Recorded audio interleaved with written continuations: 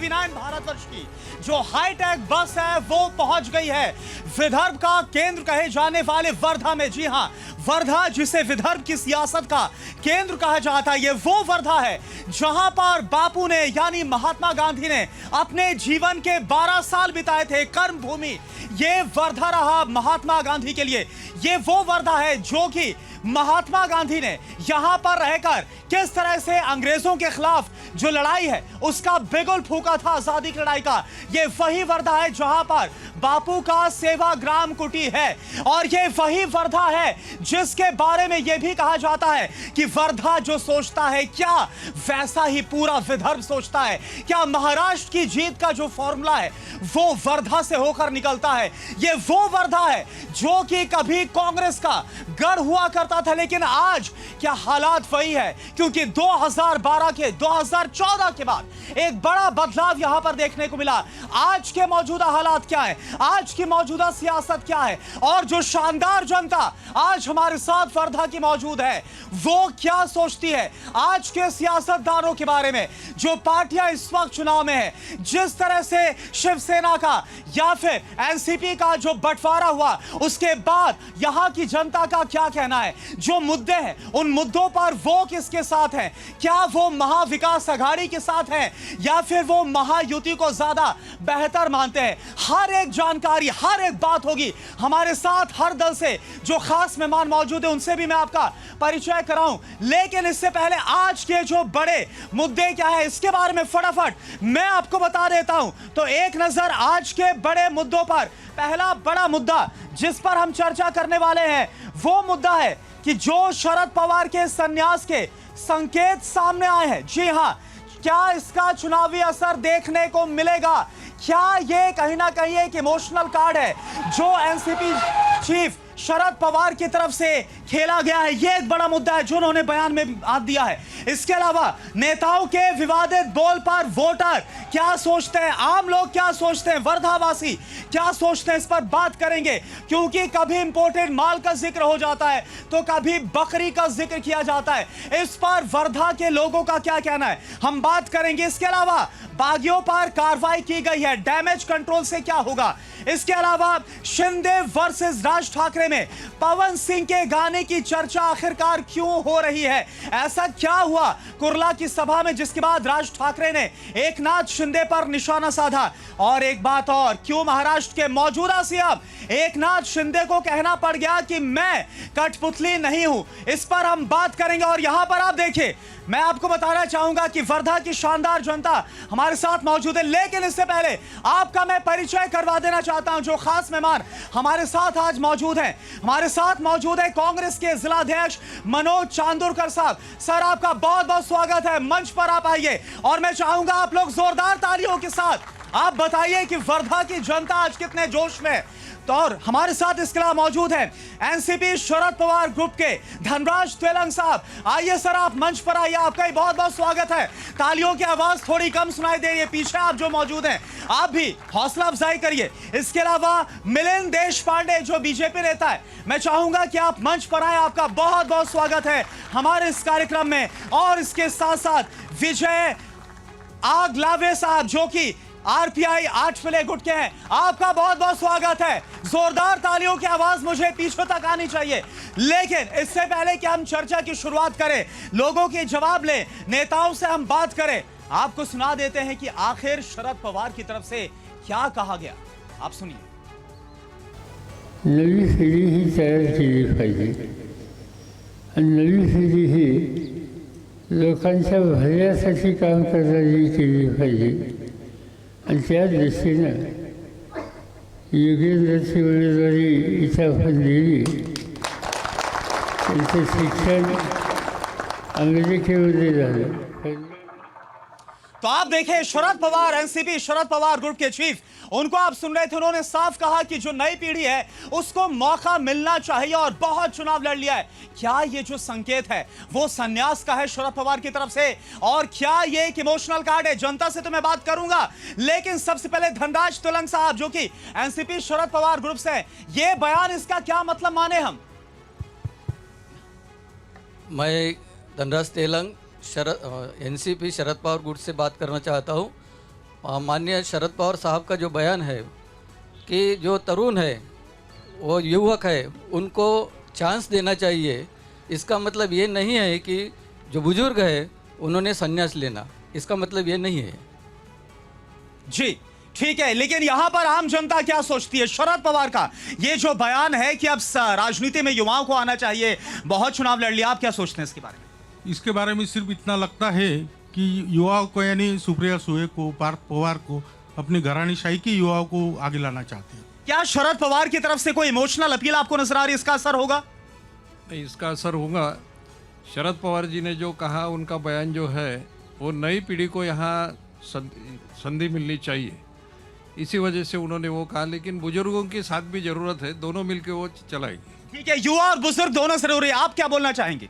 युवा और बुजुर्ग ये नहीं है, शरद पवार साहब की ये पुरानी आदत है, वो हमेशा इमोशनल की राजनीति खेलते हैं, कभी बारिश में भीगते हैं। तो अभी जो उनका जो भतीजा है, उनके घर में जो विवाद हुआ है, उनका भतीजा चुनकर आए, इसलिए वो इमोशनल बनाना चाहते हैं। इमोशनल कार्ड खेला जा रहा है जनता के साथ, आप कुछ बोलना चाह रहे हैं? उनका कहने का मतलब ऐसा है कि युवा पीढ़ी आना चाहिए, मतलब जो तरुण वर्ग है वो पॉलिटिक्स में आना चाहिए। इसका मतलब वो ये नहीं है कि भाई उनको, वो बोल रही है कि इमोशनल कार्ड खेल रहे हैं, पहले भी ऐसा करते रहे। इमोशनल नहीं है, यंग पीढ़ी को लाना चाहिए, घरानेशाही को खत्म करना है, इसलिए उन्होंने ऐसा बोला है। आप क्या बोलना चाह रहे हैं? ये पूरा इमोशनल कर रहे हैं, पहले बारिश में भी भीगे, अभी वो लोग ये दिखाना चाह रहे हैं कि हमें मतलब इमोशनल कर रहे हैं, बस इतना ही। धनराज तेलंग साहब जवाब दीजिए, इमोशनल कार्ड खेला जा रहा है वोटर्स के साथ। ये इमोशनल कार्ड नहीं है। जब भी कोई राजकारण में नए लोग आएंगे, पुराने लोग भी रहेंगे, साथ मिलकर देश का विकास करना चाहिए। कोई समाज का कोई एक अंग राजनीति में रहकर काम नहीं हो सकता। इसलिए शरद पवार जी बोलते हैं कि युवकों को पॉलिटिक्स में आना चाहिए और उनको स्थान देना चाहिए। ठीक है, लेकिन यहां पर कुछ और लोग हैं, उनसे बात करना चाहूंगा। ऐसा क्यों लगा आपको, क्यों शरद पवार को बोलना पड़ गया, ये बयान देना पड़ेगा? उनको रिटायरमेंट लेना है। रिटायरमेंट लेना है? आपको क्या लग रहा है युवा होने के नाते? उनको यही करना है कि उनको घराणेशाही को आगे लाना है, इसीलिए उन्होंने वो स्टेटमेंट दिया है। ठीक है, आपको लगता है इमोशनल कार्ड है ये? इमोशनल तो नहीं बोल सकता सर, पण सबसे पहिला तो इतना बताऊंगा, नेता रे तेचा नाही रे कोणी, हे सगळे एकाच माड्याचे मनी, कवा धर्मान पक्ष बदलती याची देवाला पण अगर हिंदी में संभव हो तो सर, ये सब एक ही माल के, मतलब सब एक जैसे है। कब ये धर्म और पक्ष बदलेंगे कोई बोल नहीं सकता, आज कब किधर पलटी मारेंगे कोई बोल नहीं सकता सर। और यहाँ पे अभी युवा को कोई, किसकी तरफ आपका इशारा है? सब सारी के है सर। अब कांग्रेस फूटी, उसके बाद में बीजेपी, राष्ट्रवादी फूटी, शिवसेना फूटी, 50 खोखे उधर चले गए, सब फूट गए। हमारा क्या, गोरगरीबों का क्या, किसान को अनाज का भाव नहीं है। इसका ये मुद्दा है क्या ये इस बारे में वर्धा की जनता क्या सोचती है? एक बड़ा अहम मुद्दा उठाया, ये जो फूट पड़ी है, जिस तरह से अलग अलग हो गए, क्या ये मुद्दा है इस बार? नहीं, शरद पवार का जो आपने बयान बोला है, वो जो बोल रहे हैं नए लोगों का आने को होना है, ये मुद्दा संभव हो रहा है वर्धा में एक ही कैंडिडेट को 4 बार सीट मिल रही है। उनका कहने का मतलब है कि वर्धा में कांग्रेस की सीट गिरा दो। अच्छा, यानी कि अपने सहयोगी के खिलाफ बोल रहे हैं। और कोई कुछ इसमें बोलना चाहता है? आप बताइए क्या बोलना चाहते हैं? ये कांग्रेस के खिलाफ नहीं बोल रहे हैं, ये बोल रहे हैं कि नए युवक और नई पीढ़ी को चांस मिलना चाहिए। और ये जो बाकी लोग बोल रहे हैं ना, वो शरद पवार से सब लोग डरते हैं। और डर के वजह से, डर की बात, कौन डरता है? जो लोग बोल रहे हैं शरद पवार साहब ऐसे बोलते हैं। क्यों डरते हैं? डरते हैं, गिरा देंगे ना। महाविकास आघाड़ी की 4 सीटें वर्धा में चुन के आएंगी, चारों की चारों, 2 तुतारी 2 पंजा। लेकिन पिछली बार तो ऐसा हुआ नहीं, 3 बीजेपी लेकर गई थी। पिछली बार नहीं हुआ था, इस बार होगा ना। महाविकास आघाड़ी है, किसान को भाव नहीं है, इलेक्ट्रिक बिल महंगा होगा, बेरोजगारी है, रस्तों पे खड्डे गिरे, बहुत सारे प्रॉब्लम है। प्रॉब्लम है पूरे वर्धा शहर के, वर्धा जिला के लोगों को, इसलिए यहाँ से अमर काळे जी चुन के आए हैं। ठीक है, मिलिंद देश पांडे जी, सवाल मेरा आपसे है, पिछली बार अगर वर्धा की बात करें, 4 में से 3 पर आप जीते, लोगों की शिकायत को आपने सुना, क्या बोलेंगे? इस बार पहले तो शरद पवार जी के स्टेटमेंट को मैं बोलना चाहूंगा कि उन्होंने ये जो बोला उसके लिए उनको अपने उम्र के 84 ईयर्स 84 साल बिताने पड़े। ठीक। दूसरी बात, उनके जो पोते को चुन के लाना है तो इमोशनल कार्ड खेले। तीसरी बार उनको ये मालूम है कि महायुति की सरकार महाराष्ट्र में आने वाली है, तो उनको वैसे ही रिटायर्ड होना है। दूसरी बात, जैसा बोला है कि 3 सीट पिछले बार बीजेपी की आई थी, हम दावे के साथ कहते हैं कि इस बार चारों की चारों सीट बीजेपी और युति की आने वाली है। यानी आप ये बोल रहे हैं कि शरद पवार, यानी आप ये बोल रहे हैं कि शरद पवार देवड़ी की भी सीट इस बार आने वाली है। चुनाव के लिए ऐसा बयान दे रहे हैं। ये पोते को चुन के लाना है, 84 इयर्स के हुए, उनको मालूम है अगले इलेक्शन तक मेरा क्या होगा। महायुति की सरकार आने वाली है, शरद पवार के जो सहयोगी पार्टी है, इसलिए वो ये स्टेटमेंट सब ठीक है। शरद पवार की सहयोगी पार्टी से कांग्रेस से मनोज चांदुरकर साहब हैं। मनोज चांदुरकर साहब, क्या आपको लग रहा है कि इसलिए दिया जा रहा है चुनाव को लेकर ये बयान, वो आरोप लगा रहे हैं?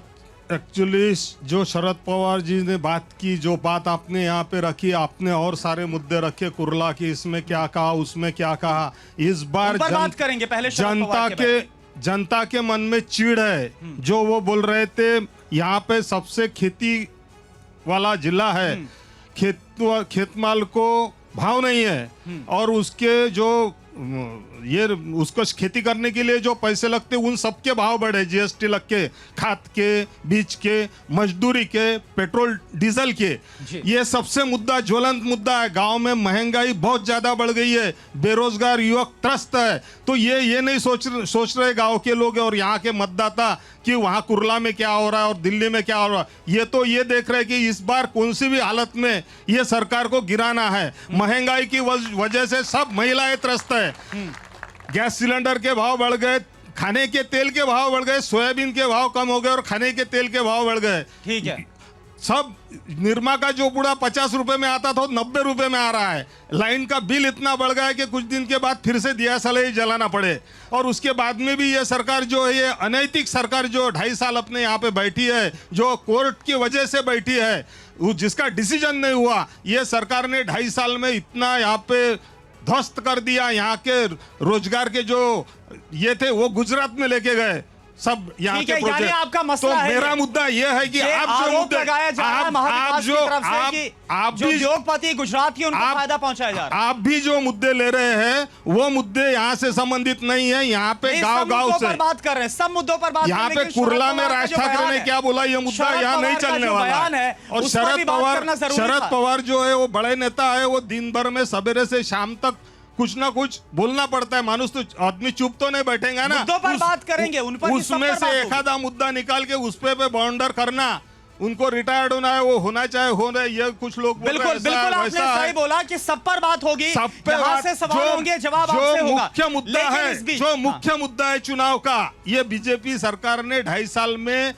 महाराष्ट्र का कितना नुकसान किया। किसानों का मुद्दे पे बात होनी चाहिए, बेरोजगारी के मुद्दे पे बात होनी चाहिए, महंगाई के मुद्दे पे बात होनी चाहिए। ठीक है, बिल्कुल मिलिंद जी, हम सब पर बात करेंगे जो आपने बोला है, बिल्कुल आपको कोई शिकायत नहीं रहेगी। लेकिन इन सब के बीच अगले विषय पर हम रुक कर रहे हैं। जो अगला मुद्दा है नेताओं की तरफ से जो विवादित बोले जा रहे हैं, उस पर हम बात करेंगे। आपने अभी सुना होगा अरविंद सावंत की तरफ से चाइना एनसी को लेकर जो बयान दिया गया, जिस तरह से इंपोर्टेड माल जैसे शब्द का इस्तेमाल किया गया।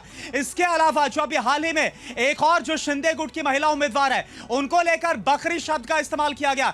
इस पर महिला क्या सोचती है, आप क्या सोचते हैं ऐसे जब बयान दिए जाते हैं?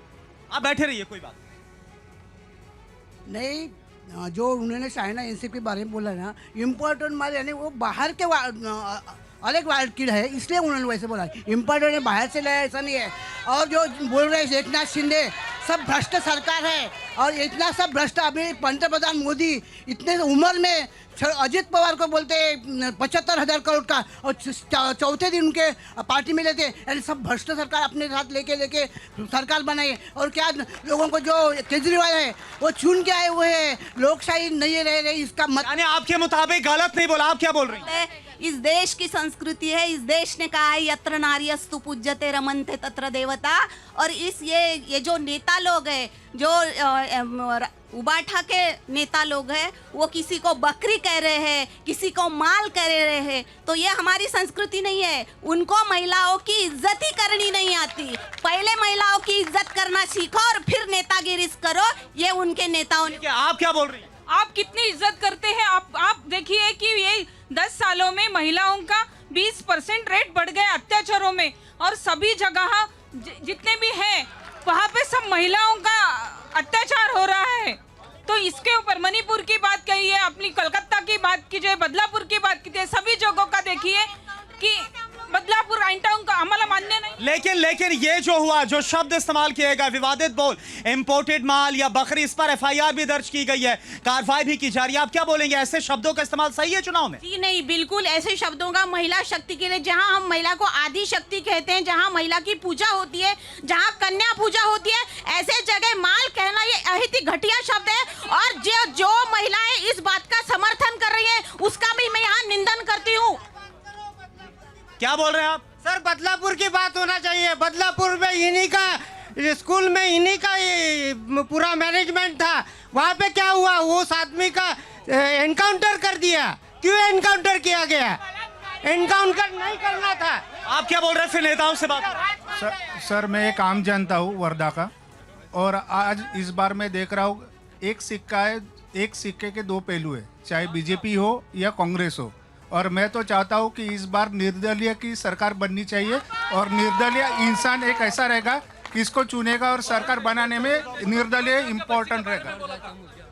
चलिए आप कुछ बोल रहे हैं, फिर मैं नेता। देशमुख बीजेपी का नेता थोरात साहब का बच्चे में कितनी गंदी बात किया था। यह है क्या इनका? यह संस्कार है? हम तो मातृशक्ति पूजने वाले लोग हैं। वो आपने देखा होगा, बताइए ना इनको, अभी टीवी पे लाइव गई है वो वसंत देशमुख क्या बोला था थोरात साहब के बच्चे के बारे में। चलिए ठीक है, अब नेताओं से जवाब लेते हैं। सबसे पहले धनराज तेलंग जी, मेरा सवाल आपसे ही है, आखिर क्यों ऐसे शब्दों का इस्तेमाल किया जा रहा है चुनाव के बीच में? इंपोर्टेड माल, बकरी, क्या ये सही है? ये सही नहीं है। कोई भी नारी शक्ति के बारे में कुछ गलत अनाप शनाप बोलना ये अच्छी बात नहीं है। लेकिन जानबूझकर एक आधी कोई वाक्य बाहर निकलता है तो उसका जो माहौल खड़ा करना, ये हमारा मकसद नहीं है। हम सोचते हैं कि हम विकास की बात करें। नारी शक्ति का सम्मान तो करना जरूरी है, लेकिन साथ साथ नारी का विकास करना भी जरूरी है। नारी शक्ति का विकास ये हमारा लक्ष्य यानी आपके सहयोगी है, लेकिन गलत बोला, जो बोला वो गलत बोला। मिलिंद देशपांडे जी, आप क्या बोलेंगे इन बयानों पर? हाँ, ऐसा है, राजनीतिक नेताओं ने या कार्यकर्ताओं ने महिला शक्ति के बारे में बोलते वक्त, कोई भी पार्टी का हो, मैं पार्टी पॉलिटिक्स नहीं लाऊंगा इसमें, कि शब्दों का इस्तेमाल सोच समझ कर करना चाहिए। इलेक्शन का माहौल है, उत्तेजित होकर बहुत सारे लोग ये विषय करते हैं, लेकिन हम लोगों ने किसी भी पार्टी पॉलिटिक्स छोड़ के इस सभी बातों का निंदन नहीं। मेरा सवाल इसलिए है क्योंकि मुद्दों पर बात ना करके ये मुद्दे भटकाने की कोशिश करते हैं। कैसा है, ऐसे शब्दों का इस्तेमाल करके यूपी सरकार ने महिलाओं के लिए 1500 रुपए का नारी सम्मान जो अभी दिया है, उसके तरफ से यो विषय भटकाने के लिए अलग अलग विषय ला रहे हैं।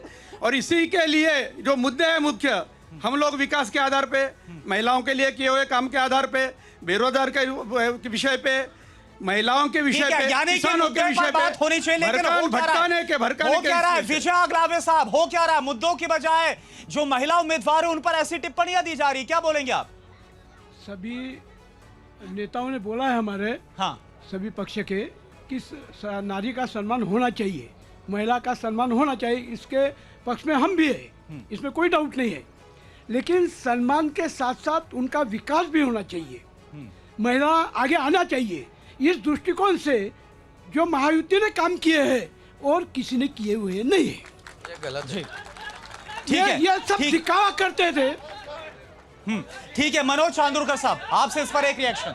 मैं आ रहा हूं आपके पास, एक रिएक्शन आपसे इस पर जो बयानबाजी हो रही है। मैं आ रहा हूं आपके पास, आ रहा हूं। एक बार इस पर एक बार रिएक्शन ले लें, बताइए।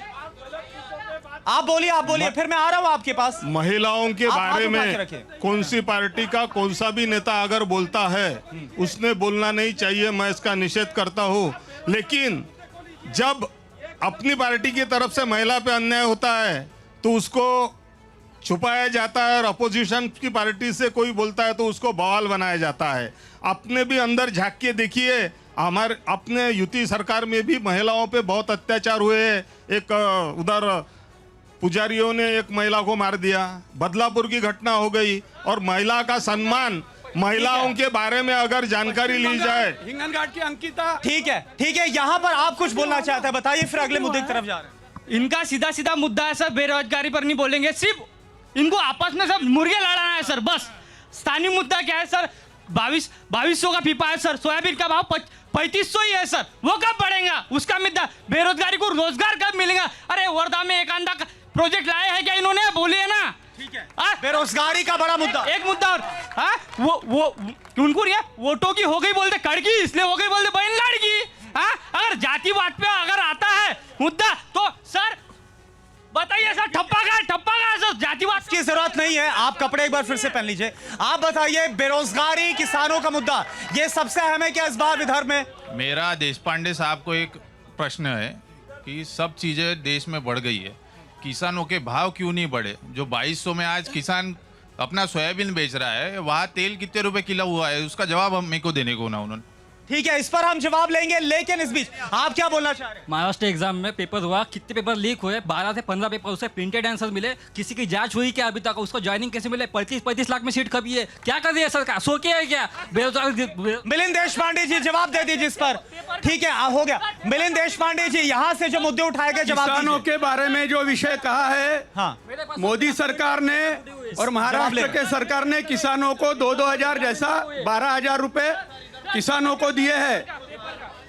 कांग्रेस के जमाने से बीजेपी के इसमें मिनिमम प्राइस रेट सभी चीजों के बढ़े हुए हैं, हर साल वो बढ़ते हैं। किसानों के लिए बिजली का बिल माफ किया हुआ है, मेरे सामने वाली की और प्रिंटेड आंसर मिले। हर क्या करेंगे? पढ़ाई 80-90% करेंगे क्या? दिमाग है क्या नाम को? भारतीय जनता पार्टी वर्धा का मेडिकल कॉलेज नहीं सर, और पेपर लीक की जहाँ तक बात आती है, इनको पेपर भी हम ही छुड़ाएंगे, इनको सबूत भी हम ही देंगे, और हम पढ़ाई कब करेंगे फिर? इनको वर्धा शहर का भाजपा वालों ने और महा विकास आघाड़ी वालों ने या वर्धा शहर में प्रस्तावित गवर्नमेंट मेडिकल कॉलेज बनने नहीं दिया, क्योंकि श्री महाविकास आघाड़ी पर आरोप है। हाँ, महाविकास आघाड़ी और भाजपा सरकार, बीजेपी सरकार, क्योंकि जनता आरोग्य का टैक्स भरती है, उनको आरोग्य सुविधा नहीं मिलती। मनोज चांदुरकर जी जवाब दीजिए, फिर अगले मुद्दे पर मनोज जवाब ले लेते हैं, जवाब दीजिए। हमारा सरकार ही नहीं है, ये डिसीजन तो था, सरकार का डिसीजन था और हम विरोध में थे। सरकार हमारी होती और ऐसा होता। यहाँ के एमएलए बीजेपी के है, हिंगनघाट के एमएलए बीजेपी के है। ये महाराष्ट्र की विधानसभा में का निर्णय है जो वर्धा में मंजूर हुआ, वो कॉलेज हिंगनघाट गया। हम तो उसका विरोध करते थे, करेंगे, लेकिन ये सरकारी निर्णय है, ये महाविकास आघाड़ी का इसमें कोई हाथ नहीं है। महाविकास आघाड़ी ने कभी नहीं बोला कि वो। चलिए ठीक है, मैं भी ओपन प्लेटफॉर्म दूंगा सबको, सबके सवाल लूंगा, लेकिन इस बीच अगला जो मुद्दा जिसकी चर्चा हमने की, जो बागी है उनके खिलाफ जो कार्रवाई की गई है, क्या उस कार्रवाई के बाद डैमेज कंट्रोल होगा? मैं सबसे पहले आप लोगों के पास आना चाहूंगा, ये बताइए, जो बागी हैं क्या वो नुकसान पहुंचाएंगे इस बार? ये बागियों का कोई नुकसान नहीं होने वाला, होगा नहीं होगा उससे हमें कोई मतलब नहीं। हमें मतलब है वर्धा जिले में दारूबंदी है, उस पर सवाल होने चाहिए। इन सारे पार्टियों ने अपने दारूबंदी के विषय पर अपना धोरण निश्चित करना चाहिए। वर्धा जिले में दारूबंदी जो लगाई है, उसके बाद यहाँ पे बेरोजगारी का सबसे बड़ा स्तर बढ़ चुका है। वर्धा में जो MIDC बनी है वो गलत जगह पे बनी है। वहाँ पे एक बापू कुटी और सेवाग्राम का दवाखाना पहले से है। आज वहाँ पे वर्धा का कोई भी व्यापारी अगर अपना बड़ी वहाँ पे इंडस्ट्री डालने जाता है तो उसको NOC लाना पड़ता, वो सेवाग्राम आश्रम से। क्या सेवाग्राम आश्रम में ऐसी कोई अथॉरिटी है वो प्रदूषण का नियंत्रण चेक कर सके? ये एकदम सरासर गलत है। वर्धा में बेरोजगारी का जो स्तर बढ़ा है उसके पीछे दोनों पार्टियां जिम्मेदार है। इन दोनों के कपड़े उतारने। कौन दोनों? कांग्रेस और भाजपा दोनों ने सत्ता का यहाँ पे अधिग्रहण किया है, लेकिन जो मूल मुद्दे हैं उनको दोनों ने बगल दिया है। और मैं आपसे भी विनती कर। ठीक है, जवाब दीजिए मनोज जी, पहले आप जवाब दीजिए। बेरोजगारी बहुत बड़ा मुद्दा है, बेरोजगारी बहुत बड़ा मुद्दा है यहाँ पे, और ये 10 साल में बहुत ज्यादा बढ़ी है। 10 साल में बहुत ज्यादा बढ़ी है। 38 सालों तक आप यहाँ पर थे, क्या किया? कांग्रेस वालों ने देश बनाया। सुन लेते। जहाँ पे सुई भी नहीं बनती थी, आप नेता को सुनना चाहते, सुन लेते। आज तक वर्धा में या जो जितने प्रोजेक्ट बने हैं जो मोदी सरकार बेच रही है, वो सब कांग्रेस ने बनाया है। यहाँ से सुई नहीं बनती थी, आज अपन मंगल पे यान भेज रहे, कांग्रेस की बदौलत भेज रहे हैं। ठीक है, मिलिंद देशपांडे जी, सवाल आपसे भी है, सरकार में आप हैं। ये बात सही है कि सेवाग्राम की वजह से वर्धा का विकास रुका हुआ है। सेवाग्राम के बारे में जो निर्णय लिया है भारतीय जनता पार्टी युति के सरकार ने नहीं लिया है। ये क्या बोल रहे हैं आप? काफी पहले 10 साल से आप भी सत्ता में हो ना, 10 साल से आप भी सत्ता में हो ना। 10 साल सेंट्रल में केंद्र, सेंट्रल में भी आप ही हो और स्टेट में भी आप ही हो। क्या कर रहे हो आप लोग? क्या कर रहे हो? आप क्या बोल रहे हैं? सुनना पड़ेगा। सर, मैं चारों से बोलना चाहता हूँ। आप देश, धर्म, जाति और जो बोला वो छोड़ दीजिए। वर्धा के अंदर अभी तक सर 50 साल हो गए, एक भी कंपनी इन्होंने लाई नहीं। बेरोजगारी इतनी बढ़ गई है। हमारे वर्धा के जो युवक है सर, पुणे, मुंबई, दिल्ली, यहाँ सब जा रहे हैं। यहाँ पे कोई इसके बारे में नहीं बोल रहा है। ठीक है, कुछ युवा है, युवाओं से बात करता हूँ। क्या बोलना चाहेंगे आप? बोलना चाहेंगे? नहीं। ठीक है, आप बोलिए। कौन हाथ उठा रहा है? आप बताइए क्या बोलना चाह रहे हैं? सर, यहाँ पे जो मुद्दे चल रहे हैं, मैं एक ही कहना चाहूँगा, जो यहाँ के जो 4 टर्म से जो विधायक के लिए जो सीट दी है उन्होंने, उनके पापा ने सुधगिरनी लगाई थी, वो सुधगिरनी उन्होंने डुबाई है। जो रोजगार था उन्होंने डुबाया है। उनके पहले के जो राष्ट्रवादी के एमएलए थे, उन्होंने भी अपनी बैंक भी डुबाई और सुधगिरनी भी डुबाई। रोजगार तो सबसे पहले इन्होंने खाया हुआ है। ये जो रोजगार की बात कर रहे हैं, इनको कुछ अधिकार नहीं है। धनराज तेलंग जी जवाब दीजिए। धनराज जी, जवाब आपसे भी है। इस बार तो आपकी पार्टी लोकसभा में भी जीती है, यहाँ से जवाब दीजिए। कैसे मसला हल होगा बताइए? विकास का मुद्दा कोई एक दिन का, एक साल में बनने वाली बात नहीं है। ये पॉलिसी डिसीजन रहता 10 नहीं, उनका सवाल ये है कि अब तक क्या पॉलिसी नहीं बन पाई? 50 साल का लेखा जोखा भी 50 साल में, ठीक है ना? जवाब दो आप। क्या बोल रहे हैं आप? खामोश करिए थोड़ा सा सब लोगों को। मैं बहुत ही शांत होइए, गंभीरता से बोलना चाहूँगा। ये जो हमारे आप जहाँ पर आए हैं, ये वर्धा जो हमारा गांधी जी का, विनोबा जी और गांधी जी का ज़िला है, इसकी एक अपने पूरे भारत में एक अलग पहचान है। और आप जिस तरीके से शो करना चाहते थे, मैं समझता हूँ कि जो लोग तरह तरह की बातें कर रहे हैं, ये मुद्दे बिल्कुल भी नहीं है। विदर्भ जो है ये किसानों की धरती है, और वर्धा जो ऐसी जगह है जहाँ से सर्वधर्म संभाव, राष्ट्रीय एकात्मता, सर्वधर्म संभाव, बंधुभाव, इसका मुद्दे क्या है? मुद्दे क्या है? मैं बताता हूँ। मुद्दे यहाँ पर किसानों का मुद्दा है, बहुत बड़ा महंगाई मुद्दा है। अभी जो हमारे महाराष्ट्र में जो सरकार चल रही है, जिन्होंने इलेक्शन, बेरोजगारी मुद्दा है, बिल्कुल मुद्दा है। अभी जो महाराष्ट्र में हमारी सरकार जो चल रही है शिंदे साहब की, इन्होंने इलेक्शन के 2 महीने पहले एक लाडली बहन योजना यहाँ पर लॉन्च किया, और उसी के माध्यम से चाहते हैं कि ये इलेक्शन जीत जाए। लेकिन मैं समझता हूं कि ये 1,500 रुपए। ठीक है, आपने मुद्दे गिना, मैं आऊंगा, महिलाओं की बात करता हूं। आप बताइए क्या मुद्दा है? एक बार महिलाओं से बात। मुझे बताइए बेरोजगारी का मुद्दा जो है, क्योंकि यहाँ के सब जो प्रकल्प है वो गुजरात जा रहे हैं। फॉस्कॉन है, टाटा एयर बस है, सब क्यों गुजरात लेके जा रहे हैं? हमारे बच्चे यहाँ बेरोजगार बैठे हैं। महिलाओं की सुरक्षा नहीं। ये मुद्दा है कि गुजरात जा रहा है सब कुछ, ये महाविकास आघाड़ी की तरफ से मुद्दा बनाया जा रहा है। मैं ये बोलना चाहती हूँ कि मोदी जी ने बोला था कि अगर उनकी सरकार आती है तो वो काला धन लाएंगे। वो काला धन कहा गया, और उन्होंने ये भी बोला था कि 15-15 लाख वो देंगे, वो कहा गया। और उन्होंने ये बोला था कि 2000 को ये 2000 नौकरियां वो बेरोजगारों को देंगे। तो उसका क्या हुआ? आप अगर वर्धा से हट के बात कर रहे हैं तो ये भी मुद्दों का वो सवाल जवाब दे। अगर मैं ये भी चाहती हूँ कि आप वर्धा पे बात करें। यहाँ पे आप क्या बोलना चाहते? फिर अगले वर्धा में एक ही इंडस्ट्री थी, वो लाई थी वसंत साठे जी, जो कांग्रेस के सांसद थे, रेल मंत्री थे केंद्र में। उसके बाद में इतने सांसद हमारे यहाँ पे बीजेपी के अभी तक 3 बार सांसद हो गए, उनके रेजिम में एक भी इंडस्ट्री आई नहीं है। ये सरासर बात झूठ है। ये जो इंडस्ट्री चालू है ये कांग्रेस के बदौलत पे चालू है। ठीक है, मैं जवाब लूंगा। इन्होंने जो सुदगिरनी बंद करने की बात करी है, पिछले साल शेखर शेंडे जो यहाँ के कांग्रेस के उम्मीदवार है, उनके अंडर ही बड़ा रोजगार मिला हुआ, जिसमें 2,500 लोगों को नौकरी मिले।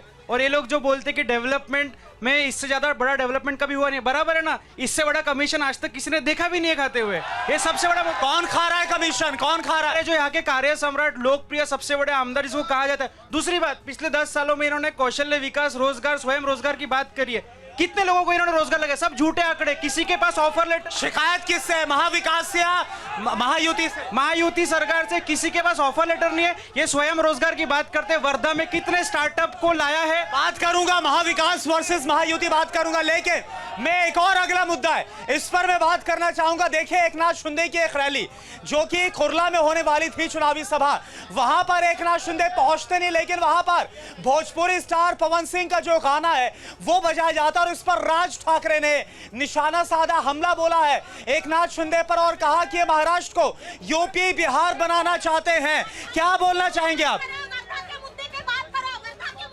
क्या मुद्दों में, वर्धा के मुद्दों पे बात करो। वर्धा पे मुद्दे पर, वर्धा, यहाँ वर्धा में खड़े हो तो आप वर्धा के मुद्दों के, वर्धा के विकास के बारे में बात। बिल्कुल, उस पर हम इधर उधर की बातें बोलिए। नहीं, मैं बोल रही हूँ कि आप सिर्फ वर्धा, जो भी बोलेंगे सिर्फ वर्धा के मुद्दों के बात करेंगे।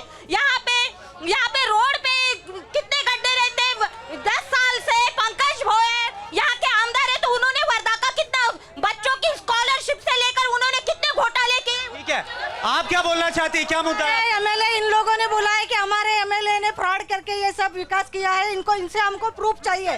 क्या प्रूफ चाहिए इनके पास में? ये बता दे कि यहाँ पे प्रूफ क्या है। एक भी प्रूफ देंगे तो हम पूरा इनको दे देंगे। 10 साल पहले TV9 ने आके देखना था वर्धा जिले में क्या प्रोग्रेस था, और 10 साल के बाद आप लोग आए हो, देखा है क्या हुआ? यानी काम हुआ है? काम किसने काम किसने किया है? पंकज गोयल ने, डॉक्टर पंकज गोयल ने। आप बताइए, काम हुआ है? क्या क्या काम हुए मैं बताता आपको, क्या क्या काम हुआ आपको बताता। महाराष्ट्र के इतिहास में पहली बार किसी विधानसभा में 5 PSC वर्धा विधानसभा में आई है, पहली बार।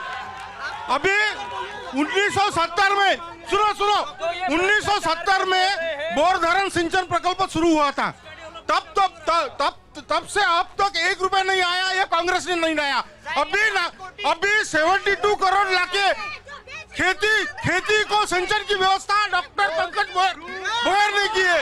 ये क्या पता? महायुति काम कर रही है, महायुति काम थप्पड़ फाड़। ठीक है, आप बताइए, महायुति काम कर रही है? महायुति इनसे पूछिए, इन्होंने राहुल गांधी ने कहा था इलेक्शन से पहले के 8,500 खटाखट देंगे, हमने तो 1,500 रुपए टकाटक दिए ना महिलाओं को। आप बताइए, बीजेपी के एमएलए ने शिष्यवृत्ति घोटाला किया, उसके बारे में बोलो। 15 लाख से 1500 रुपए आ गई है सरकार, इतनी भिखारी हो गई है कि 15 लाख कहाँ पे है और 1500 रुपए। आप क्या बोलना चाह रही हैं? अब कह रहे हैं कि सब विकास गुजरात में लेके गए, तो अब ये जो फॉरेन इन्वेस्टमेंट पे। ठीक है, मैं पीछे जाना चाहूंगा। ठीक है, मैं पीछे जाना चाहूंगा। कुछ और सवाल आप बोलिए। एक मिनिट थांब, बोलने दीजिए, आप रोकिए मत। मैं शेतकरी हूँ, मेरे को एक बात बोलना है, शेतकरी हा मरत नाही म्हणून जगतो आहे, तुमचं मत काय? ठीक है, आप कुछ बोलना चाहते हैं? यहाँ पे आप बेसिक मुद्दे वर्धा के लीजिए। वर्धा में दारूबंदी नाम के लिए है, हर जगह पे दारू बेची जाती है। दूसरी जगह यहाँ पे कोकीन गांजा हर युवक एक अड्डे बना के पीता है। यहाँ पे उसके बाद में जो भी विकास के नाम पे बात करते हैं, यहाँ पे गलियों में जाके देखिए, सीमेंट के रोड पे आज डामरीकरण हो रहा है। ये क्या प्रोसेस है? क्या ये वर्धा के स्थानिक मुद्दे आप देखिए। मैं सबके पास आऊंगा, लेकिन इस पर जवाब मिलिंद देशपांडे जी जवाब दीजिए, जो सवाल जनता पूछ रही है। ये सब लोग सुनेंगे तो हम लोग जवाब भी देंगे। सुनिए, सवाल पूछा मैं। ऐसा है कि दारूबंदी का विषय आज का नहीं है। दारूबंदी का विषय बहुत दिन से चल रहा है। सवाल पूछना, दारूबंदी होना चाहिए, इस बारे में सब बोलते हैं, लेकिन कोई दारूबंदी करना नहीं चाहता, ये एक विषय। दूसरे विकास के बारे में जो विषय कहा गया है, मेरे बीजेपी के आमदार ने जो विकास किया उसका मैंने ऊपर चिट्टा पट्टा लाया है। ये अगर बोलूं तो तुम्हारा कार्यक्रम भी खत्म हो जाएगा। हर क्षेत्र में जैसा महिलाओं का होगा, जैसे आरोग्य में PHC सेंटर्स होंगे, जैसा सिंचन का विषय होगा, इतने सारे काम किए हैं। अगर किसी को जानकारी चाहिए तो मेरे कार्यकर्ताओं से बोलिए। चलिए, जनता से जवाब लेते हैं। क्या ये सही बोल रहे हैं, विकास हुआ है वर्धा में? कुछ भी विकास नहीं हुआ है सर।